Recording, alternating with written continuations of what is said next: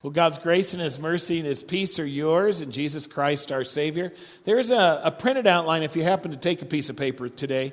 And if you want to jot a note or two, this is the last one in a series for us on because I've just been so convinced that in the culture we're in, we don't disagree well right now. And I just thought, what's the wisdom from Scripture? So we began in Acts 15, and we went to 1 Peter, we went to Romans, chapters 14 and 15. But today I wanted to save the best for last. In not necessarily the best sermon, but the best words. The best, because this is Jesus. These are the words of Jesus. The first 3 weeks, it's the church, and it's in the early church, first century, as the church lives together and struggles sometimes together. Paul and Peter and give counsel there. But here is the word from Christ, from Matthew chapter 18. You know, it's interesting. There are over 20 times that Jesus speaks of unity in the Bible. 20 times in the New Testament, Jesus, and that clearly it means at least one or two things, and maybe both. And certainly Jesus believes this is the model, this is what He longs for the church, this is what He longs for His people, that we would be one, even as He and the Father are one. Jesus' high priestly prayer in John. So Jesus talks about unity often. It also may be a reason that He speaks about it so often is that we so rarely attain it. And that we so often sometimes chip away at it, or that we struggle with unity. So I'm thankful that Jesus has given us, and the early church has given us some words on this. How do we do this? Because what we don't want to do is fall off the road on one side or the other, on one extreme or the other. How do we navigate down that road that is honest about our brokenness, and sometimes what challenges the church in its unity, but then also the patience and compassion and forgiveness and grace that God is longing to show? How do both of those things balance out? And yet, you know, when Jesus says he longs for unity, it would be a fair, not criticism, but a fair question to ask of that. Hey, Jesus talks about this a lot. How do we do it? How do you do this thing? And so, we looked in the New Testament, Paul talks about sympathy and empathy and compassion and be patient with one another. And Peter talks about, trade your insults for blessings, right? You don't have to hammer on people. Accept one another as Christ accepted you. There are a number of kind of anecdotal or phrases or sayings that those give you, but here you have a process. Now, let me back this up for just a minute, because many of you maybe are already engaged in this process. You have a family member who is. I certainly do. A 12-step process. It's been used for a long time now with folks as they seek to overcome addiction. And often the 12-step process is put into a way of saying, this is the way you can overcome addiction. There's a 12-step process. And what's interesting is that's good, and it can be true. But here, let me kind of nuance that a little bit, because if your only goal is to overcome addiction, or that particular addiction, it doesn't really answer the real question. Because what we're really after is wholeness, is being made whole. It'd almost be like going to God and saying, if I could just eliminate this sin in my life, everything would be right. And I think we're wise enough and have lived long enough to know it doesn't quite work like that. It doesn't quite work that way. And good luck with that anyway, by the way. And so what Jesus is really after is not creating a list of things that you check off and therefore I'm okay, but rather, how do you live in relationship together and with me? How do we live in relationship? So that's what this is. I will tell you, these verses, I'm just going to make this contention. I don't know that there are more abused or misused verses in the whole Bible. I have witnessed this in my ministry and before I was in ministry, of this being used as the means of excommunicating people from the church. This is how you kick people out. That's how they want to know, hey, if we got a problem with this person or they're unrepentant or this, how do we kick them out? Oh, Jesus gave us a method. Here's the steps we do to kick people out. Let me give you an example from history. In the Reformation, the Pope is not happy with Martin Luther, a little stubborn German monk up there who's arguing with him. and wants to have a debate, and he's not liking it at all, and he essentially tells them, you are obligated to sit down and shut up. And if you won't sit down or shut up, we're going to kick you out. And that's what you get. It's called a papal bull. It's a document of excommunication. It's called Exsurge Domine. Do I have that up there, Pam? Is that in my outline? No, not at all. It's this Latin word. It says, arise, O Lord. It says, arise, O Lord, and kick out the wild boar from your church. And so the whole goal and justification of using these words in Matthew was to kick Martin Luther out. Not to restore him, not to reconcile, not to heal, certainly not to look at ourselves and see if we might possibly be in the wrong. And so I just want to share this with you because this is one of those models. And again, last week I kind of pestered on you a little bit. If you got a Bible on your phone, it's worth looking it up. You want to look at the whole chapter here. Or if you brought a Bible with you, Matthew 18. This is one of those where context is absolutely critical. I used this illustration in the first service. I'd been a pastor. I was just here a couple of years, and my district president asked me to meet with, as part of a new pastors in our district, just meet with them. So there were several of us. And the idea was that we could kind of coach them on the culture of the Northwest District. And they were new pastors, and we had been doing it for a good long while. And so we kind of were going to give them counsel. So he partnered me up with a new pastor, but he was older than me. So this was his second career. Well, in my hubris and pride, I went in there as, I'm the expert. I'm going to come in and tell you, I'm going to share with you all my bountiful wisdom.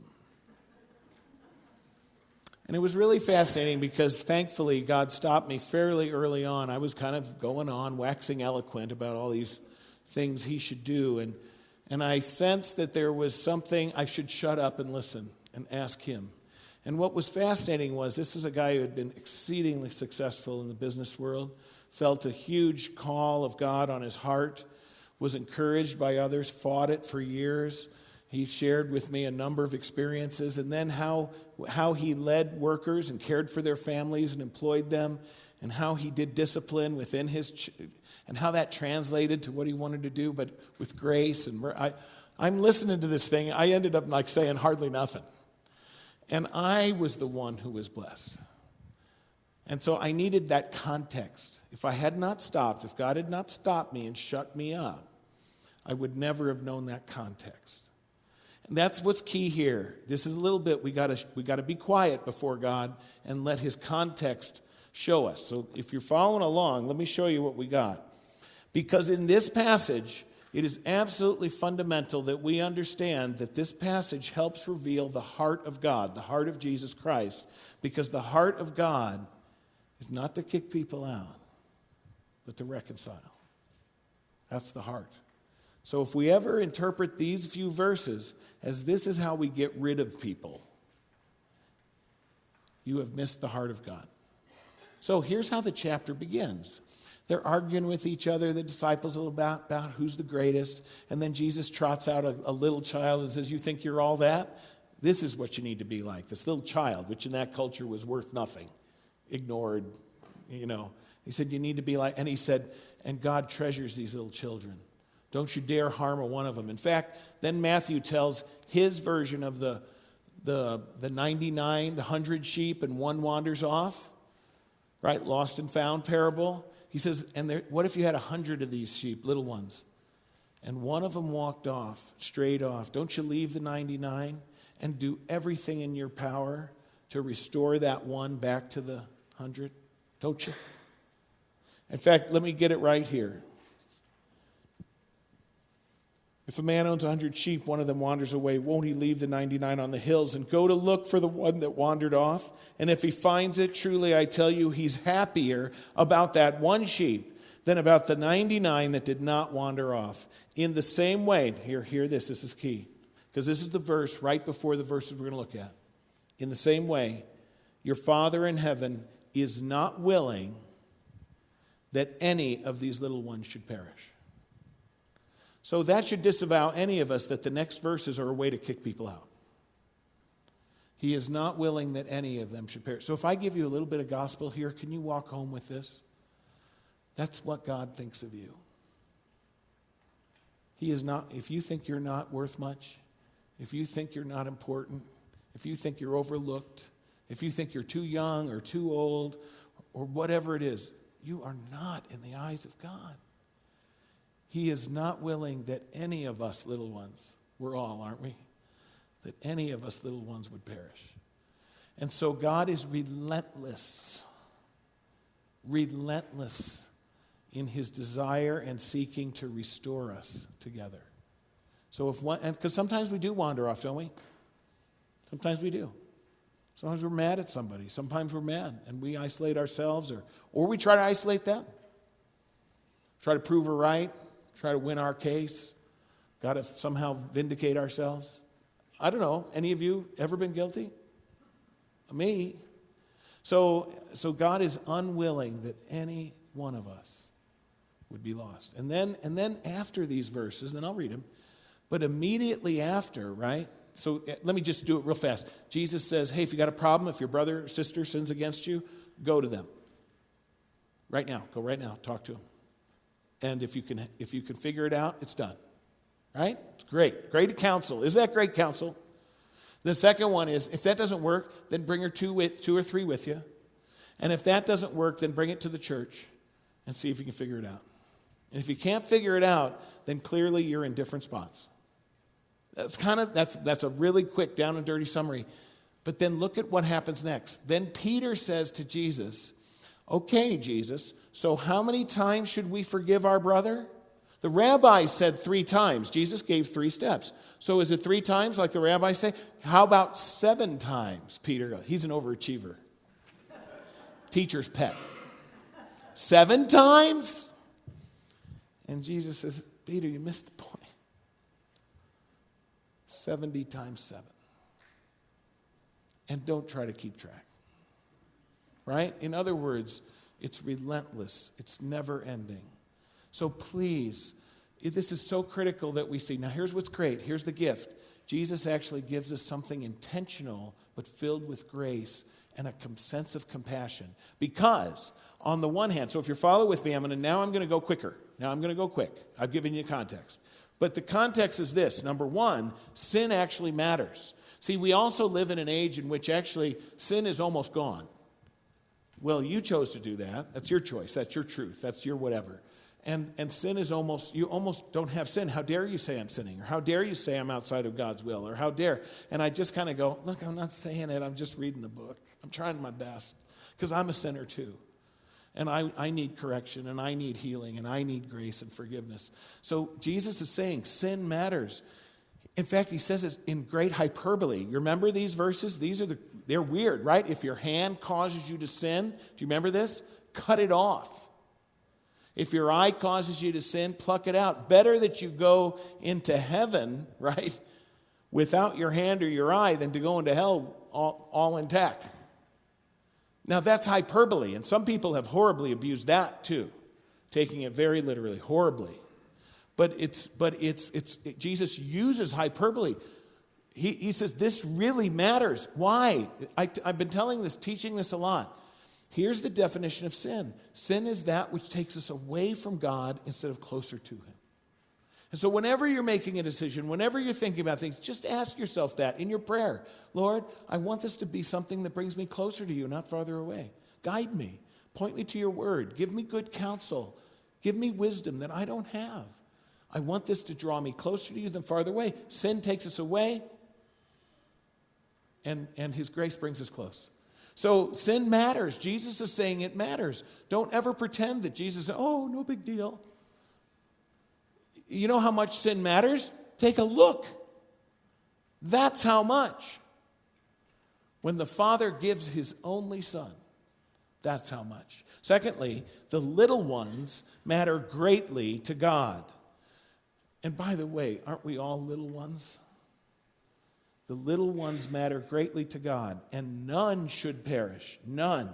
You know, when we wage war, and war is evidence of sin in our world, isn't it? There's just no 2 ways to cut that. If you have to go to war, it's because we're broken. We simply are broken. But there are times when to protect your family, your neighbors, those things happen. And we have incidences of that throughout our nation's history. And when the general plans to assault an enemy stronghold or to go to war, they have to do a cost-benefit analysis, meaning how many lives will this take for us to accomplish this objective? Collateral damage. How much collateral damage will there be in addition to the loss of our troops? Boy, I am glad I am not a general to have to make that decision. Thanks be to God, God is not a general. Because in his will, he wills that none perish. Not one. And he's made it possible for none to perish when they place their trust solely in the gracious action of our Savior. It is possible for all to be saved. So I'm thankful for that. The little matter, none should perish. And then the last one is, because after Peter asks how many times should we forgive, Jesus says, let me tell you a story. I'm going to do this really quick because you know it. I think most of you know it. A guy came, he was called, he owed a lot of money to the king. He owed 10,000 talents. As a point of comparison, King Herod's annual tax revenue in the time of Jesus was 900 talents per year. He owed 10,000 talents. In other words, a debt he could never repay. He begs for mercy, pleads for mercy, and to everyone's astonishment, the king forgives the debt, cancels the debt. Stunning. And as he goes out, he sees a guy who owes him about $10,000. Not nothing, $10,000. And he threatens the man with prison if he won't immediately repay him. And the servants hear about it, and they are stunned. They tell the king, and the king calls him back in, and he goes, what were you thinking? I forgave you $10 trillion, and you couldn't forgive your brother? Put him in jail. We're not going to see him again. And he says, essentially, Jesus is saying, have you been forgiven much? Or have you been forgiven little? Because if in your estimation, in your own evaluation, if you believe you've been forgiven little, you will forgive little. Because you don't think you have much to have been forgiven. This is the context into which these words now will follow, right? He wills that none will perish. He says, forgive 70 times 7, and without ceasing, right? Forgive as you have been forgiven. And in between it come these words. Okay, here they come. Because people have pulled them out of context and said, okay, here's how we're going to kick someone out. If your brother sins against you, right, go point out their fault just between the two of you. If they listen to you, you've won them over. If they will not listen, take one or two others so that every matter may be established by the testimony of 2 or 3 witnesses, quoting Deuteronomy there. If they still refuse to listen, tell it to the church. And if they refuse to listen even to the church, then treat him as an outsider. Treat him as a horrible sinner. Okay, how do we interpret these? If you're following along, here you go.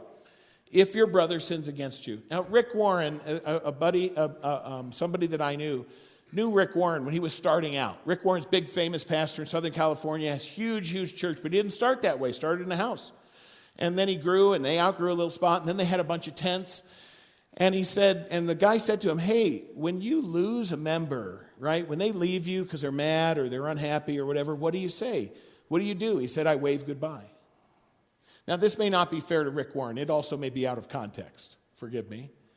But that's an interesting thing because my friend's comment to that was, boy, I get it because you can't live with that. People are going to make choices, right? People are going to make choices. That you can't make choices for people. And so he said, in other words, he's saying, I can't angst over it. I can't agonize over it. They're going to make a choice, so I simply say goodbye. But what Jesus is saying is, no, go. Don't say goodbye. Go. Go and tell. Go in humility. Go with hope. And so if your brother sins against you, here's the first one. Go now and talk it out. How many of you have you discovered this? We've discovered this, that the vast majority of really kind of middle management people in the business world, when they have a conflict, the vast majority hope it will go away. And it's people who have risen to significant positions of leadership who know that never is true. You go now and you talk it out.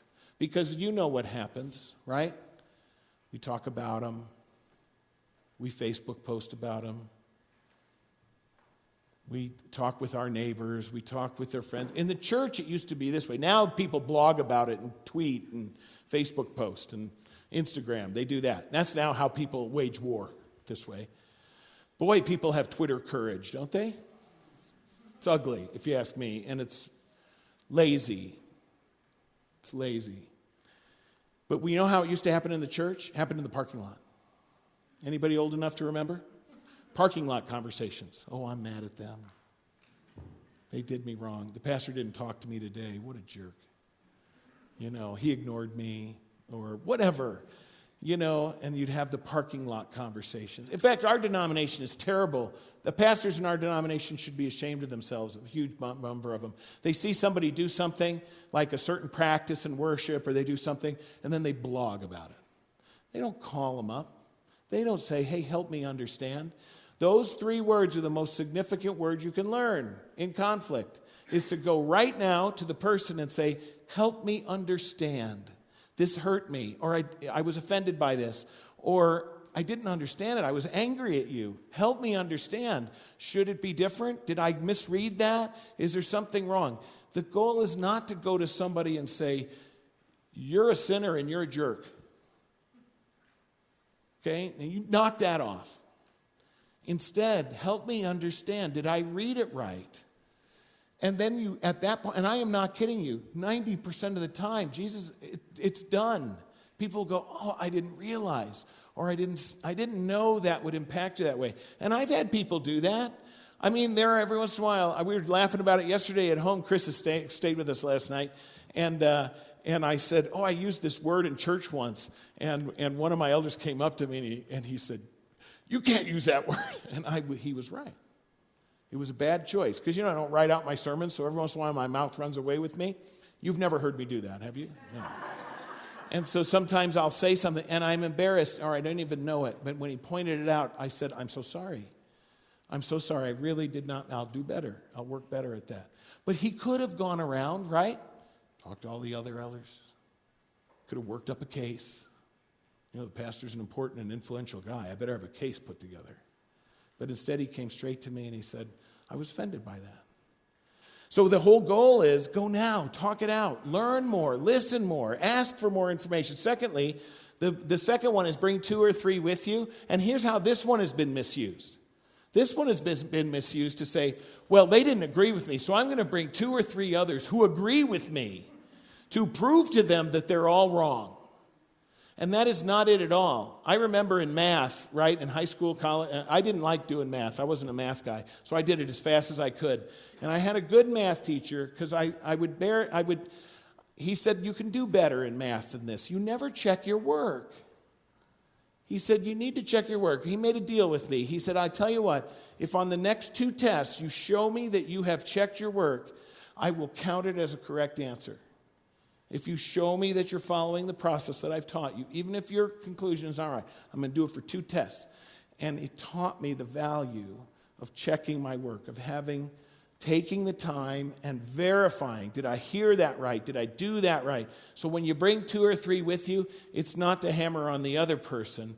It's to say, hey, listen to our conversation and tell me if I'm off base. Please tell me if I'm in the wrong. Do you hear me on this? This is a huge deal. It's humble. It's a humble approach. Tell me if I'm wrong. And then the third one that goes along, this one, and then he says, give the whole, if he refuses to listen to them, tell it to the church. Now that's interesting. And really it means kind of the gathering of the faithful, gathering of believers. You remember Ronald Reagan made famous this statement, we're from the government and we're here to help you? That is just a lie, just wrong. We're from the government and we're here to help you. Now, to be honest, if you're in the military and you're surrounded by enemies, That's probably a pretty cool thing to hear. But on the whole, for us to come in and solve your problems, if you think we're going to solve them from this massive national institution, it's why I was so grateful. And again, I'm not politically stumping for our governor, but I've said it before. I'm grateful that our governor treated us like we were grown-ups and we could make choices. I'm glad that he said, I trust you. I'm not going to mandate that localities do or don't. You decide. I'm just grateful for that. I don't like being treated like I'm two or that I'm stupid. And so I appreciate that. And so in the same way, if the church ever is an institution, we've lost our way. Institutions exist to maintain the institution. But the church is a family.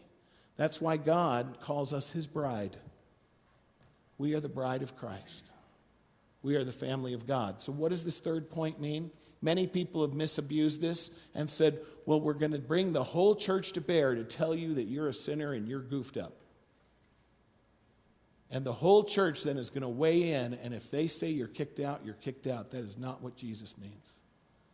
That is not what he means. Instead, bring the whole church to bear in seeking to reconcile and to make sure that we are welcoming and patient, that we ourselves have been humble and repented, that we ourselves are walking where Jesus wants us to walk.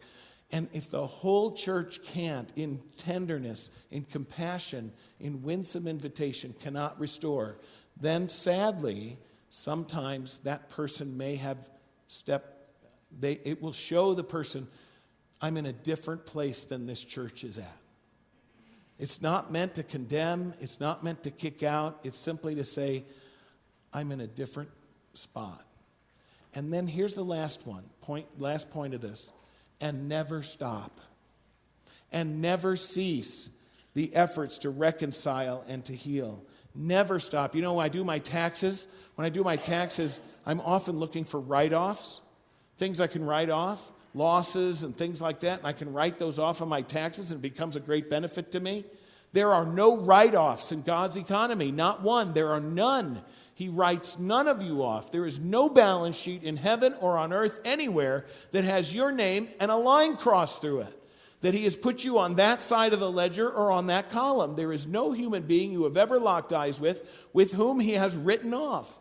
We would have written them off long, long ago, years and years and years ago. And to be frank, you or I in the moment may not be the ones to reconcile with that person.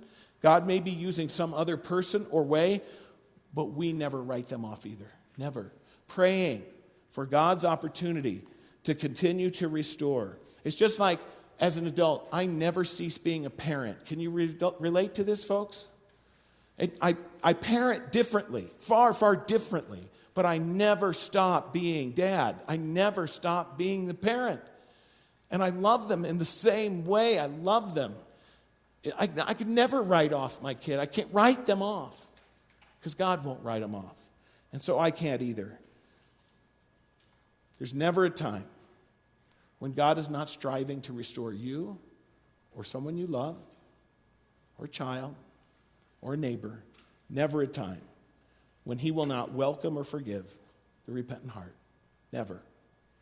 So come home. Bring him home. That's where the Father is. Let's pray. Gracious Lord, I thank you for these words right out of your mouth because you know we disagree and sometimes we handle it really poorly, immaturely and selfishly. So Lord, help us never to twist these words, but help us remember that you don't want any to perish and that you never cease. And so neither shall we, to pray, to welcome, to invite, to seek to restore, because the goal is not elimination, but restoration. And so, Lord, help us, help us. You who have restored us, and you continue to forgive, may we always restore others. In your name.